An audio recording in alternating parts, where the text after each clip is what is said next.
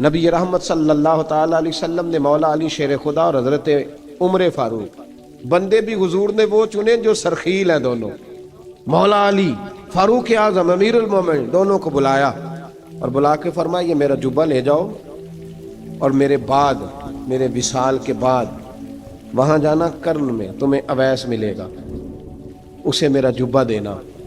اور دیکھو کیا خوبصورتی ہے لفظوں میں، یہ بات ان کی شان کو کہاں سے کہاں لے گئی۔ محبوب فرمانے لگے اسے کہنا میری امت کی بخشش کی دعا کرے، اسے کہنا میری امت کی بخشش کی۔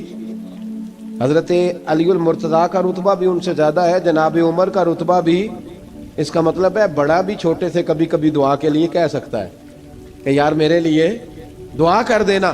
نبی کریم علیہ السلام نے جبہ دیا، جبہ دے کے بھیجا۔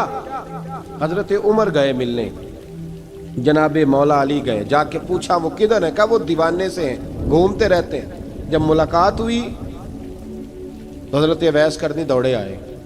جناب عمر کہنے لگے آپ کا نام اویس ہے؟ کہنے لگے ہاں عمر فاروق میرا نام اویس ہی ہے۔ پھر آگے بڑھ کے کہنے لگے علی آپ کی طبیعت مبارک کیسی ہے؟ پھر وہ جبہ وصول کیا، کہا محبوب نے کہا تھا امت کے لیے دعا کرنا، تو حضرت اویس نے فوراً سر سجدے میں رکھ دیا۔ اور داتا صاحب حدیث لائے ہیں، محبوب فرمانے لگے اللہ تعالیٰ بنو کلب کے قبیلے کی بکریوں کے بالوں کی تعداد کے مطابق اویس کرنی کی دعا کی برکت سے میری امت کو جنت میں داخل کرے گا۔ اتنا بڑا اعزاز، اتنا اعزاز اعزاز۔ حضرت اویس کرنی رضی اللہ تعالیٰ انہوں نے دعا کی، پھر واپس لوٹے۔ یہ تو داتا صاحب کی بات ہے۔ اب اگلے جملے حضرت محدث بہاولپوری نے ایک ذکر اویس نام کی کتاب لکھی ہے، حضرت علامہ فیض احمد صاحب اویسی رحمۃ اللہ علیہ، انہوں نے لکھا ہے کہ حضرت عمر فاروق اور مولا علی جب مل رہے تھے نا، تو ایک تیسرے شخص نے کہا کہ اویس ان کی زیارت کر لو جنہوں نے حضور کی زیارت کی، ان کی زیارت کر لو، چلو آپ حضور کی زیارت نہیں کر سکے تو زیارت کر لو۔ تو حضرت اویس کرنی اٹھ کے قریب گئے تو جناب علی المرتضیٰ اور جناب عمر سے کہنے لگے حضور کی داڑھی مبارک میں کتنے بال سفید تھے؟ زیارت تو نہیں کی، داڑھی میں کتنے بال؟ انہوں نے یہ نہیں کہا ہمیں پتہ نہیں، کیونکہ سوال دوسرے کا تھا۔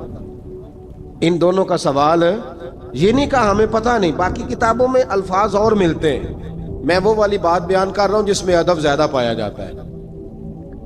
کہا کتنے بال سفید تھے؟ تو یہ نہیں فرمایا مولا علی اور جناب عمر نے کہ ہمیں پتہ نہیں، کہنے لگے ویس آج آپ ہی بتائیں گے کتنے سفید، آج آپ ہی بتائیں کتنے ہیں۔ تو حضرت سیدنا اویس کرنی کہنے لگے محبوب کی داڑھی مبارک میں 17 بال سفید تھے، 17 بال سفید تھے، یہ ان کی زیارت کا حال۔ حضرت اویس کرنی نے ہمیں بتایا کہ دور رہ کے اطاعت صحیح کرنا، تمہارا ذکر دربار رسول پہ بھی ہوگا اور دربار خداوندی پہ بھی ہوگا۔ حضرت حرم بن حیان رحمت اللہ تعالی علیہ فرماتے ہیں میں حضرت اویس کرنی کو ڈھونڈنے چل پڑا، ڈھونڈنے بھی اسے نکلا جسے کسی نے نہیں ڈھونڈا اور جو کبھی کسی کو نہیں ملے، حضرت اویس کرنی۔ یہ فکرہ کسی درویش نے نا حضرت اویس کرنی کے لیے کہا، یہ فکرہ پورا فیٹونی پہ آتا ہے، اسی کسے دے کچھ نہیں جے لگ دے تے نہ کوئی ساڈا دردی، کوئی یارانہ نہیں، کوئی دوستانہ نہیں۔ حضرت اویس کرنی کا مزار بھی کنفرم نہیں کہ کدھر ہے، بس اسی کسے دے کچھ نہیں لگ دے، کیا ضرورت ہے، بس ٹھیک ہے۔ اپنا جو ہے انداز سارے زمانے سے علیحدہ کر کے رکھا انہوں نے، علیحدہ، الگ تھلگ۔ تو حضرت خواجہ اویس کرنی کو ڈھونڈتے ڈھونڈتے کہتے ہیں میں گیا، کرن گیا، حضرت حرم بھی نہیں، یہ داتا صاحب نے اس کو لکھا ہے، فرماتے ہیں میں گیا تو مجھے لوگوں نے کہا وہ تو حج کرنے چلے گئے۔ کہتے ہیں جب میں مکے گیا تو میں نے لوگوں سے پوچھا اویس کرنی آئے تھے؟ کہنے لگے ہم تو نہیں جانتے۔ یہ تو میرے جیسے لوگ ہوتے ہیں نا جن کی تصویریں زیادہ نکلتی ہیں تو جن کی ویڈیو زیادہ ہوتی ہے تو لوگ زیادہ جاننے لگتے ہیں، ورنہ رب کریم کے بندے تو چھپے ہوئے، چکر میں پڑے ہی نہیں۔ کون اویس کرنی؟ انہوں نے کہا کہ حضرت اویس کرنی، چہرے پر برس کے داغ ہیں، کمزور سا وجود ہے، داڑھی زیادہ گھنی نہیں۔